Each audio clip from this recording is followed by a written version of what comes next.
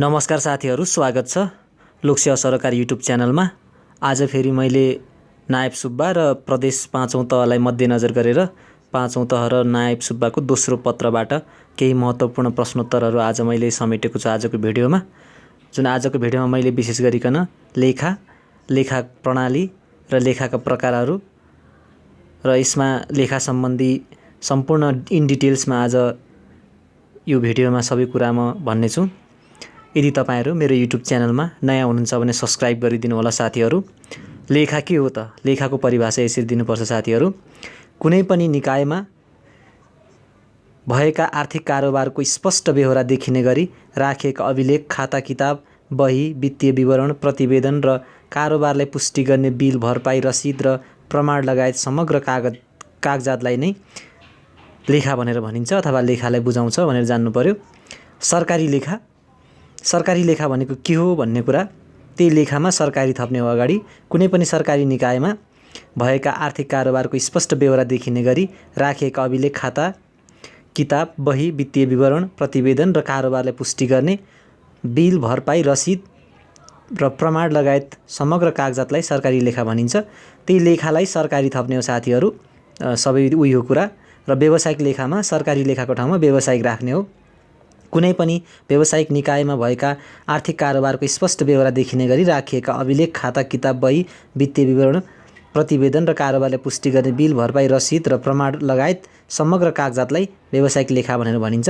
यदि तपाईहरुले लेखा भन्ने जान्नुभयो भने तपाईले सरकारी लेखाको बारेमा लेख्न सक्नुहुन्छ, व्यावसायिक लेखाको बारेमा लेख्न सक्नुहुन्छ। त्यसैले तपाईले सबभन्दा पहिला लेखा भनेको के हो भन्ने कुराको बारेमा क्लियर हुनु पर्यो साथीहरू। कुनै गाह्रो छैन यसमा। एकचोटि राम्ररी सुन्नु होला, हेर्नु होला र प्र्याक्टिस गर्नुभयो भने भइ नै हाल्छ। र अर्को छ, अब सरकारी लेखा प्रणाली बारे लेख्नुहोस् भन्ने कुरा प्रश्न राखौँ। त्यसमा अनि यसरी लेख्नुहोस् साथीहरू। सरकारी कार्यालयमा कुनै पनि एकाइमा आर्थिक कारोबारको पहिचान र मापन गर्ने निश्चित सिद्धान्त अपनाएर व्यवस्थित रूपमा अभिलेख राख्ने, कारोबार वर्गीकरण गर्ने, विभिन्न खातामा प्रविष्ट गर्ने तोकिए बमोजिम वित्तीय विवरण प्रतिवेदन तयार गर्ने र समय समयमा तोकिएका निकाय वा सरकारवाला पक्षलाई उपलब्ध गराउने प्रक्रियाको समग्रतालाई सरकारी लेखा प्रणाली भनेर भनिन्छ। यसमा सरकारी लेखा प्रणालीको चक्र पनि यसरी दिएको छ साथीहरू। जस्तो आर्थिक कारोबार हुन्छ, अभिलेख राखिन्छ, अनि खाता प्रविष्ट गरिन्छ, वित्तीय विवरण प्रतिवेदन तयार पारिन्छ र सञ्चार गरिन्छ भनेर बुझ्नुपर्छ साथीहरू यसरी। र अर्को छ, सरकारी लेखा प्रणालीका उद्देश्यहरू लेख्नुहोस् भन्ने प्रश्न आउन सक्छ। सरकारी लेखा प्रणालीका उद्देश्यहरू प्राय यो धेरैचोटि सोधेको प्रश्न, यो चाहिँ एकदम रिपिटेड क्वेसन हो साथीहरू। सरकारी लेखा प्रणालीका उद्देश्यहरू यस प्रकार छन् भनेर लेख्नुहोस्, देहायबमोजिम छन् पारेर लेख्नुहोस्। त्यसपछि बुदागत रूपमा सबै सरकारी आर्थिक कारोबारहरूको व्यवस्थित रूपमा अभिलेख राख्नु, वित्तीय विवरण र प्रतिवेदन तयार पारी समय समयमा तोकिएको निकाय सरकारवाला पक्षहरूलाई उपलब्ध गराउनु। भनेको मतलब सरकारी निकायले सम्पूर्ण आर्थिक कारोबार अडिट गरिसकेपछि सबै कुरा पछि राष्ट्रपति मार्फत प्रतिवेदन बुझाएर संसदमा यसले प्रस्तुत गर्नुपर्ने हुन्छ, अथवा कहिलेकाहीँ मागेको बखत लेखा समितिलाई सबै प्रतिवेदनहरू अथवा त्यो रिपोर्टहरू बुझाउनु पर्ने हुन्छ। यो कुराहरू सबै कुरा समय समयमा तोकिएको निकाय सरकारवाला पक्षलाई बुझाउनु पर्ने अथवा उपलब्ध गराउनु पर्ने भन्ने कुरा त्यही हो। 3, सरकारी कोष र सम्पत्तिको उचित संरक्षण गर्नु। 4, बजेट नियन्त्रण कायम गर्नु र बजेटको सीमा नाग्न नदिनु। 5, बजेट प्रणालीलाई आवश्यक पर्ने वित्तीय सूचना तथ्याङ्क उपलब्ध गराउनु। 6, प्रशासकीय अधिकारीको जिम्मेवारीमा जवाफदेहिता सुनिश्चित गर्नु। 7, समग्र सरकारी आय र व्ययको नागरिकलाई जानकारी गराउनु। 8, आन्तरिक र अन्तिम लेखा परीक्षणलाई आधार प्रदान गर्नु मुख्य उद्देश्य रहेको हुन्छ। सरकारी लेखा प्रणालीका उद्देश्यहरूलाई यसरी समष्टि रूपमा तपाईले समेट्न सक्नुहुन्छ साथीहरू। अर्को छ, लेखा प्रणालीको सिद्धान्त भन्नाले के बुझ्नुहुन्छ, यसको आवश्यकता किन पर्दछ, नेपाल सरकारले लागू गरेका सिद्धान्तहरू बुदागत रूपमा लेख्नुहोस् भन्ने कुरा छ। यसलाई यसरी लेख्नु होला साथीहरू। लेखा प्रणालीको सिद्धान्त भन्नाले लेखा राख्ने प्रयोजनका लागि सामान्यतया प्रयोगमा आउने स्थापित मूल्य, मान्यता, विधि, प्रक्रिया, ढाँचा, नियम र अवधारणाको समग्रतालाई बुझिन्छ अथवा सङ्गालोलाई बुझाउँदछ। लेखा प्रणालीका सिद्धान्तको आवश्यकता यस प्रकार छन्। सिद्धान्तका आवश्यकताहरू चाहिँ यस प्रकार छ साथीहरू, बुदागत रूपमा यसरी सर्टकटमा लेख्नु होला। एक पक्षले राखेको लेखा अर्को पक्षले सजिलै बुझ्न सक्ने गराउन, 2 विभिन्न पक्षले राखेको लेखामा एकरूपता कायम ल्याउन। 3 विभिन्न पक्षले राखेको लेखा तुलना योग्य बनाउन। 4 लेखा वित्तीय सूचना विवरणहरूलाई विश्वसनीय बनाउन। लेखाका वित्तीय सूचना विवरणहरूलाई विश्वसनीय बनाउन यसका मुख्य सिद्धान्तहरू हुन् साथीहरू। र सरकारी लेखा प्रणाली नेपालको सरकारी लेखाको सिद्धान्तहरू देहाय बमोजिम छन् भनेर यसरी राख्नु होला। त्यो सिद्धान्त भयो अघिको। अब यो चाहिँ यसको सिद्धान्त। सरकारी निकायले सरकारी लेखा राख्दा आर्थिक कारोबारलाई मुद्रामा मापन गरेर राख्नुपर्दछ। 2 सरकारी आय र व्ययलाई चालु र पुँजीगत छुट्याएर लेखा राख्नुपर्दछ। 3 स्थिर सम्पत्ति वा पुँजीगत खर्चको लेखा लागत मोलमा राख्नुपर्दछ। 4 सरकारी लेखा प्रचलित आर्थिक कार्यविधि कानुन, आर्थिक कार्यविधि तथा वित्तीय उत्तरदायित्व ऐन 2074 र न्यायालय 2077 को पालना गरेर राख्नुपर्दछ। 5 सरकारी लेखा दोहोरो लेखा प्रणालीमा आधारित हुनुपर्दछ। 6 सरकारी लेखा राख्दा तोकिएको ढाँचाको प्रयोग गर्नुपर्दछ। 7 सरकारी लेखा वस्तुगत प्रमाणसहित राख्नुपर्दछ। 8 सरकारी लेखा बजेट प्रणालीमा आधारित भएर राख्नुपर्दछ।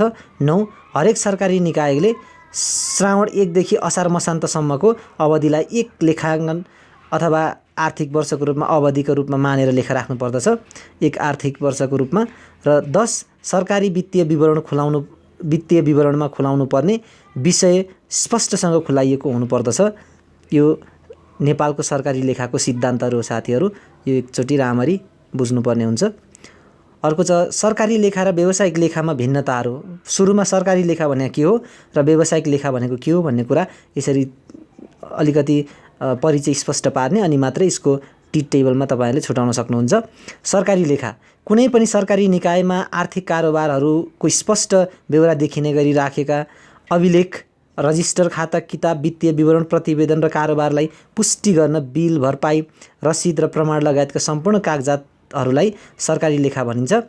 व्यावसायिक लेखा भन्नाले कुनै पनि व्यावसायिक निकायमा त्यही सरकारीलाई व्यावसायिक राखिदिने हो, त्यति हो साथीहरू, केही फरक छैन। निकायमा भएका आर्थिक कारोबारको स्पष्ट ब्यौरा देखिने गरी राखिएका अभिलेख, खाता, रजिस्टर, वित्तीय विवरण, प्रतिवेदन र कारोबारलाई पुष्टि गर्ने बिल, भरपाई, रसिद, प्रमाण लगायतका सम्पूर्ण कागजातलाई नै व्यावसायिक लेखा भनेर भनिन्छ। यसको भिन्नताहरू देहाय बमोजिम छन् भनेर लेख्नुस्। त्यसपछि यसरी टी टेबल पारेर सर्लक्क छुट्याइदिने साथीहरू। जस्तो सरकारी लेखा र व्यावसायिक लेखा। सरकारी लेखा सबै सरकारी आर्थिक कारोबारको सबै सरकारी आर्थिक कार्यको व्यवस्थित रूपमा अभिलेख राख्नु सरकारी लेखाको मुख्य उद्देश्य अथवा यसको कार्य। सबै व्यावसायिक आर्थिक कार्यको व्यवस्थित रूपमा अभिलेख राख्नु सरकारी लेखामा प्रचलित आर्थिक कार्यविधि कानुनको आधारमा लेखा राखिन्छ यसको नीतिगत रूपमा। र व्यावसायिकमा सम्बन्धित व्यावसायिक कानुन जस्तै साझेदारी कानुन, कम्पनी कानुन, बैंक कानुन आदि कानुन बैंक कानुन आदिका आधारमा लेखा राखिन्छ। यो नीतिगत व्यवस्थाहरू भइहाले साथीहरू। र नगद कारोबारको आधारमा लेखा राखिन्छ सरकारी कारोबारमा। नगद र गैर नगद कारोबारको लेखा राखिन्छ व्यावसायिकमा। व्यावसायिक लेखामा चाहिँ नगद भए पनि त्यसको दायित्व सिर्जना गर्ने बित्तिकै सबै लेखा राखिन्छ, तर सरकारीमा चाहिँ नगद नै हुनुपर्छ अनि मात्रै लेखा राख्ने गरिन्छ। सरकारी लेखामा मलेपफा अथवा मलेप फारमको प्रयोग गरिन्छ र व्यावसायिक लेखामा आफ्नै छुट्टै ढाँचा वा फारम हुन्छ। सरकारी लेखामा सरकारी आय र व्ययको शीर्षक उपशीर्षक प्रयोग गरिन्छ।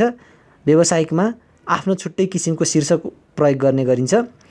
सरकारीमा बजेट प्रणाली लागू अनिवार्य हुन्छ। व्यावसायिकमा बजेट प्रणाली लागू अनिवार्य नहुने अथवा हुँदैन। सरकारीमा मासिक विवरण, चौमासिक विवरण, अर्धवार्षिक विवरण, आर्थिक विवरण, आर्थिक वर्षको विवरण, खर्चको फाँटवारी आदि यसको प्रयोगमा आउँदछ। र व्यावसायिकमा नाफा नोक्सान खाता, वासलत, नगद विवरण आदिहरू राख्ने गरिन्छ। र सरकारीमा अन्तिम लेखा परीक्षण महालेखा परीक्षकको कार्यालयबाट हुन्छ र व्यावसायिक लेखामा अन्तिम लेखा परीक्षण व्यवस्थापनद्वारा नियुक्त स्वतन्त्र मान्यता प्राप्त व्यक्तिद्वारा यसको लेखा परीक्षण गर्ने गरिन्छ साथीहरू। अर्को छ नयाँ श्रेष्ठता प्रणाली भनेको के हो, यसका विशेषताहरू लेख्नुहोस्। नयाँ श्रेष्ठता प्रणाली भनेको के रहेछ साथीहरू हेर्नु। नेपालको सरकारी लेखा प्रणालीमा समसामयिक संशोधन र परिवर्तन गर्ने उद्देश्यले 2017 माघ 20 गते गठित समितिले व्यापक र विस्तृत अध्ययन गरे पश्चात 2018 कार्तिक 18 गते सरकार समक्ष प्रतिवेदन पेश गरी उक्त प्रतिवेदन तत्कालीन राजाबाट 2018 साल चैत्र 2 गते स्वीकृत भई 2019 वैशाख 1बाट चरणबद्ध रूपमा लागू गर्दै आर्थिक वर्ष 2024-25 सम्म देशका सबै सरकारी निकायमा लागू भएको लेखा प्रणालीलाई नै नयाँ श्रेष्ठ प्रणाली भनेर भनिन्छ अथवा नयाँ लेखा प्रणाली भनेर भनिन्छ। नयाँ श्रेष्ठ प्रणाली भनेको वर्तमान सरकारी लेखा प्रणाली नै हो। अहिलेको सरकारी लेखा प्रणालीलाई नै नयाँ श्रेष्ठ प्रणाली भनेर भनिदो रहेछ साथीहरू। यहाँ अलिकति पृष्ठभूमि यसमा मैले राखिदिएको छु, साथीहरू राम्ररी हेर्नु होला। र अर्को छ नयाँ श्रेष्ठ प्रणाली अथवा सरकारी लेखा प्रणालीको विशेषताहरू के छ त? यसका विशेषताहरू, फिचर्सहरू हेर्नुस्। 1 दोहोरो लेखा प्रणालीमा आधारित छ। 2 नगद कारोबारमा जोड दिन्छ। 3 कानुनमा जोड दिन्छ। 4 सरलता। 5 परिवर्तनशीलता। 6 गोपनीयता। 7 तोकिएको ढाँचामा महालेखा परीक्षक अथवा मलेपबाको प्रयोग गरिने।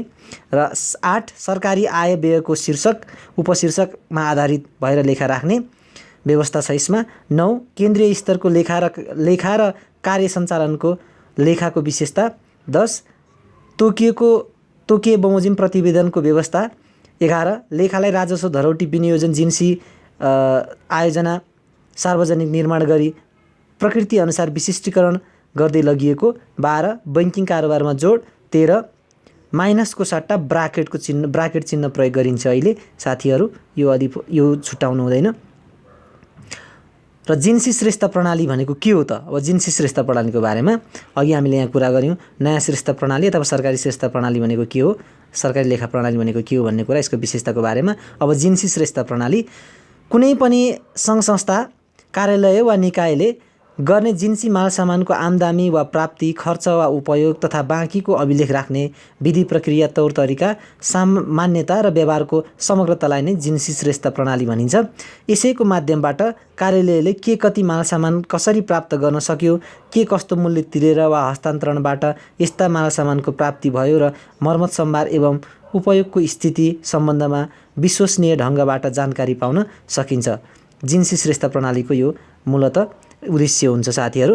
अब यसमा छ जिन्सी श्रेष्ठ प्रणालीको उद्देश्यलाई यसरी समग्र रूपमा अझ बुदागत रूपमा यसरी पनि देखाउन सकिन्छ। जिन्सी श्रेष्ठ प्रणालीको उद्देश्य भनेर लेख्नुस्। त्यसपछि बुदागत रूपमा जिन्सी मालसामान हराउन वा चोरी हुनबाट बचाउन अथवा हुन नदिन, काम नरोकिने गरी मालसामानको नियमित आपूर्ति गरी पर्याप्त मात्रामा उपलब्ध गराउन, जिन्सी मालसामानको हिनामिना हुन नदिन तथा आवश्यकताभन्दा बढी खरिद हुनबाट रोक्न, जिन्सी निरीक्षण एवं जिन्सी श्रेष्ठता परीक्षण कार्यलाई सरल एवं मितव्ययी तुल्याउन, नीति योजना तथा कार्यक्रम तर्जुमाका लागि भरपर्दो र नियमित तथ्याङ्क एवं जानकारी उपलब्ध गराउन, जिन्सी मालसामानको सुरक्षा तथा मर्मत सम्भारको व्यवस्था मिलाउन, पटक पटक मर्मत गर्नुपर्ने त्यस्तो खर्च बढी लाग्ने वा मर्मतको औचित्य नभएको मालसामानको लागि लिलाम बिक्रीमा लैजान, जिन्सी एवं सम्पत्ति व्यवस्थालाई सरल, मितव्ययी, विश्वसनीय र प्रभावकारी बनाउन आदि यसको मुख्य उद्देश्य रहेको छ साथीहरू। जिन्सी श्रेष्ठ प्रणालीको उद्देश्य, जिन्सी श्रेष्ठ प्रणालीको उद्देश्य भनेको जिन्सी ल्याउने खरिद गर्नेदेखि लगेर सम्पूर्ण त्यसको लिलाम बिक्रीसम्मको कार्य नै जिन्सी श्रेष्ठ प्रणाली हो भनेर बुझ्ने हो साथीहरू। र अर्को छ राजस्व श्रेष्ठ प्रणाली। के हो त राजस्व श्रेष्ठ प्रणाली भनेको? यसको हल्का परिचय यसरी छुटाउनुस् साथीहरू। राजस्व रकम प्राप्त गर्ने वा आम्दानी गर्ने, दाखिला गर्ने, अभिलेख खाता किताब आदि वा सो सरहको कागजातलाई राजस्व श्रेष्ठ प्रणाली राजस्व श्रेष्ठता भनेर भनिन्छ। र सरकारले राजस्व प्राप्त गर्ने, राजस्वको अभिलेख राख्ने सम्बन्धी तौर तरिका, विधि प्रक्रिया, मान्यता र व्यवहारको समष्टिलाई राजस्व श्रेष्ठ प्रणाली भनिन्छ। राजस्व श्रेष्ठ प्रणालीमा मुख्यतया सरकारलाई प्राप्त हुने राजस्वलाई राजस्व सङ्केत तथा वर्गीकरण अनुरूप दाखिला गर्ने, सोको हिसाब राख्ने, प्रतिवेदन गर्ने र राजस्वको केन्द्रीय हिसाब विवरण तयार गर्ने कार्य हुन्छ यसमा राजस्व श्रेष्ठ प्रणालीमा भनेर बुझ्ने। अब चाहिँ यहाँ राजस्व श्रेष्ठ प्रणालीका उद्देश्यहरू चाहिँ के हुन् त? हामी प्रत्येक खाताको अथवा प्रत्येक श्रेष्ठ प्रणालीको हामी यहाँ छुट्टै उद्देश्यहरू पनि राखेका छौँ। त्यही अनुरूप राजस्व श्रेष्ठ प्रणालीका उद्देश्यहरू यसरी लेख्नु साथीहरू बुदागत रूपमा। सरल र सहज ढङ्गबाट राजस्व प्राप्त गर्ने व्यवस्था मिलाउन, सरकारलाई प्राप्त हुने सबै प्रकारका राजस्व हिनामिना हुन नदिन तोकिएको खातामा दाखिला गराउने अथवा गराउनको लागि नै यसको मुख्य उद्देश्य हुन्छ। समयमै राजस्वको विवरण तयार गर्ने र प्रतिवेदन गर्ने, नीति योजना र कार्यक्रम सञ्चालनका लागि आवश्यक तथ्याङ्क सूचना र जानकारी उपलब्ध गराउने, राजस्वको केन्द्रीय हिसाब तयार गर्ने, राजस्व रकम व्यवस्थापनको स्पष्ट जिम्मेवारी र जवाबदेहिता सुनिश्चित गर्ने, राजस्व लेखा परीक्षण कार्यलाई सरल र मितव्ययी बनाउने, राजस्व प्रशासनलाई सरल, सक्षम र प्रभावकारी बनाउने आदि राजस्व श्रेष्ठ प्रणालीका उद्देश्यहरू रहेका छन् भनेर यसरी सरस्वती साथीहरू लेख्न सक्नुहुन्छ। एकचोटि सर र सुन्नुहोला। अर्को छ धरौटी श्रेष्ठ प्रणाली। धरौटी श्रेष्ठ प्रणालीको परिचय यसरी खुलाउनुहोस्। पहिला, कुनै काम टुङ्गो नलागेसम्म सुरक्षण बापत, डिपोजिट भनेकै जो साथी, सुरक्षण बापत राखिएको रकमलाई धरौटी भनिन्छ। धरौटी रकम सम्बन्धित व्यक्तिलाई तोकिएको कार्य वा शर्त पुरा गरेपछि फिर्ता दिने जमानत बापतको रकम हो।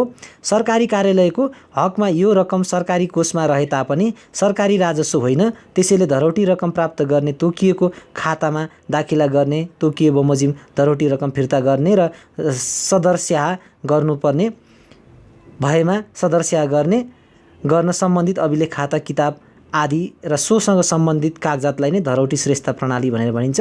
हामीले श्रेष्ठ प्रणाली अथवा श्रेष्ठ भन्ने बित्तिकै त्यससँग सम्पूर्ण कागजातसम्मलाई जनाउँछ साथीहरू है। त्यसको गरिने प्रोसिड्युरका कुराहरू सबै कुराहरू आउँदछन् भनेर बुझ्ने। कुनै पनि सरकारी कार्यालय वा निकायले प्राप्त गरेको धरौटीको अभिलेख राख्ने सम्बन्धित तौर तरिका, विधि, प्रक्रिया, मान्यता र व्यवहारको समष्टिलाई धरौटी श्रेष्ठ प्रणाली भनेर भनिन्छ। र धरौटी श्रेष्ठ प्रणालीका उद्देश्यहरू यस प्रकार छन् साथीहरू। देहाई बमोजिम सनममा लेख्नुहोस् र मुद्दागत रूपमा फेरि यो पनि सरल एवं सहज ढङ्गबाट धरौटी प्राप्त हुने व्यवस्था मिलाउने, कार्यालयमा प्राप्त हुने धरौटी रकम हिनामिना हुन नदिई रोकिएको खातामा दाखिला गराउने, तोकिएको खातामा साथीहरू, रोकिएको होइन, तोकिएको खातामा दाखिला गराउने, समयमै धरौटीको विवरण तयार गरी प्रतिवेदन गर्ने, नीति योजना कार्यक्रम तर्जुमाका लागि आवश्यक तथ्याङ्क सूचना वा जानकारी उपलब्ध गराउने सम्बन्धित निकायहरूलाई, धरौटीको केन्द्रीय हिसाब तयार पार्ने, धरौटी रकम व्यवस्थापनको स्पष्ट जिम्मेवारी र जवाबदेहिता सुनिश्चित गर्ने, धरौटीको लेखा परीक्षण कार्यलाई सरल र मितव्ययी बनाउने, समग्र धरौटी प्रशासनमा आर्थिक अनुशासन र नियन्त्रण कायम गर्ने आदि यसको मुख्य उद्देश्यहरू हुन्छ साथीहरू धरौटी श्रेष्ठ प्रणालीको। अब छ लेखा परीक्षण भनेको के हो र लेखा परीक्षणको प्रकारबारे उल्लेख गर्नुहोस् भनेर यहाँ मैले प्रश्न छ साथीहरू। लेखा परीक्षण आर्थिक कारोबार र राखिएको लेखा कानुन बमोजिम भए नभएको सम्बन्धमा अधिकार प्राप्त व्यक्ति वा निकाय, संस्था वा कार्यालयबाट नियमितता, मितव्ययिता, प्रभावकारिता, औचित्यता र कार्यदक्षताको दृष्टिकोणले स्वतन्त्र र निष्पक्ष रूपले जाँच, विश्लेषण, परीक्षण र मूल्याङ्कन गरी देखिएका कमी कमजोरी र अनियमितताहरूमा सुधार गर्नका लागि आवश्यक कारबाहीको सिफारिस सहितको प्रतिवेदन सम्बन्धित निकायमा पेश गर्ने सहितको कार्यलाई लेखा परीक्षण भनेर भनिन्छ। यसमा लेखा परीक्षणका प्रकारहरू हेर्नु साथीहरू। लेखा परीक्षण दुई प्रकारका छन् मुख्यतया, बाह्य लेखा परीक्षण र आन्तरिक लेखा परीक्षण। बाह्य लेखा परीक्षण भनेको चाहिँ यो महालेखा परीक्षकले गर्ने र आन्तरिक लेखा परीक्षण भनेको चाहिँ यो आफ्नै कार्यालयभित्र गर्ने गरिन्छ। र बाह्य लेखा परीक्षणमा पनि दुई प्रकारको हुन्छ। बाह्य लेखा परीक्षणलाई पनि दुई भागमा विभाजन गरेर हेरिन्छ, जस्तो वित्तीय लेखा परीक्षण र कार्यमूलक लेखा परीक्षण। आन्तरिक लेखा परीक्षण, अब यो दुईटा आन्तरिक लेखा परीक्षण र बाह्य लेखा परीक्षणको बारेमा यहाँ फेरि छुट्टै छ। आन्तरिक लेखा परीक्षण भनेको के हो त भन्ने कुरा, व्यवस्थापनको सहयोगको लागि व्यवस्थापनभित्रकै अङ्ग, कर्मचारी, शाखा, विभाग वा कार्यालयबाट व्यवस्थापनलाई प्रतिवेदन दिने गरी र लेखा परीक्षणबाट देखिएका कमी कमजोरीलाई बाह्य लेखा परीक्षण हुनु अगावै सोही आर्थिक वर्षमै सुधार गर्ने गरी गरिने लेखा परीक्षणलाई आन्तरिक लेखा परीक्षण भनेर भनिन्छ। यो एकदमै सुधार उन्मुख हुन्छ, सुधारका लागि गरिन्छ। यो हरेक 2 अथवा 4 महिनामा गरिने भएकोले यसलाई नियमित लेखा परीक्षण पनि भनिन्छ। यसको प्रमुख उद्देश्य व्यवस्थापनको कमी कमजोरीलाई समयमै सुधार गराउनु अथवा गर्न लगाउनु भएकोले यसलाई सुधारोन्मुख लेखा परीक्षण पनि भनिन्छ। आन्तरिक लेखा परीक्षण आन्तरिक नियन्त्रणको प्रमुख औजार र बाह्य लेखा परीक्षणका आधार पनि हो भनेर बुझ्नुपर्छ साथीहरू। अब छ बाह्य लेखा परीक्षण भनेको के हो त? कार्यकारी निकाय भन्दा बाहिरको स्वतन्त्र संवैधानिक निकायबाट लेखा परीक्षणका लागि लेखा परीक्षणका सिद्धान्त अवलम्बन गरी र वित्तीय जवाफदेहिता सुनिश्चितता हुने गरी गरिने लेखा परीक्षणलाई बाह्य लेखा परीक्षण भनेर भनिन्छ। यो लेखा परीक्षण भए पश्चात पुनः लेखा परीक्षण हुने व्यवस्था नभएकोले यसलाई अन्तिम लेखा परीक्षण पनि भनिन्छ। यसमा एक आर्थिक वर्षको लेखाको परीक्षण परीक्षण अर्को आर्थिक वर्षमा गरिने भएकोले उत्तर लेखा परीक्षण तथा आवधिक लेखा परीक्षण पनि भनिन्छ। यसलाई बाह्य लेखा परीक्षणको बाह्य लेखा परीक्षण पनि दुई किसिमको हुन्छ। बाह्य लेखा परीक्षणको दुई किसिमहरू कस्तो के हुन्छ त भन्ने कुरा अघि नै हामीले देखाइसक्यौँ साथीहरू। यो फिगरमा यी बाह्य लेखा परीक्षणमा वित्तीय लेखा परीक्षण र कार्यमूलक लेखा परीक्षण। अब यसमा बाह्य लेखा परीक्षणको किसिममा वित्तीय लेखा परीक्षण भनेको के हो त भन्ने कुरा, लेखा परीक्षकले लेखा परीक्षण गर्दा आर्थिक कारोबार गर्ने निकायबाट प्रचलित कानुनको पालना भए नभएको, बजेटको सीमाभित्र रहेर खर्च भए नभएको, तोकिएकै उपशीर्षकमा खर्च भए नभएको, लेखा राख्न प्रचलित सिद्धान्तको अनुसरण भए नभएको, वित्तीय विवरणले सही रहेका अर्थ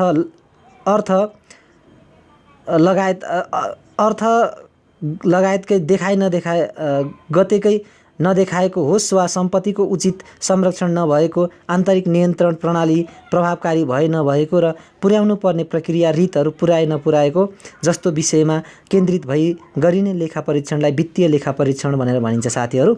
अब छ अर्को कार्यमूलक लेखा परीक्षण भनेको के हो त भन्ने कुरा।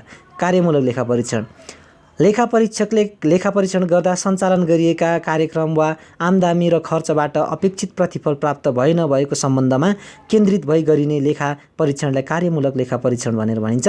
यस अन्तर्गत लेखा परीक्षण गर्दा स्रोत साधनको उपयोगमा मितव्ययिता, प्रतिफल प्राप्तिमा कार्यदक्षता र प्रतिफल विवरणमा प्रभावकारितालाई प्रमुख आधार मानेर लेखा परीक्षण गरिन्छ।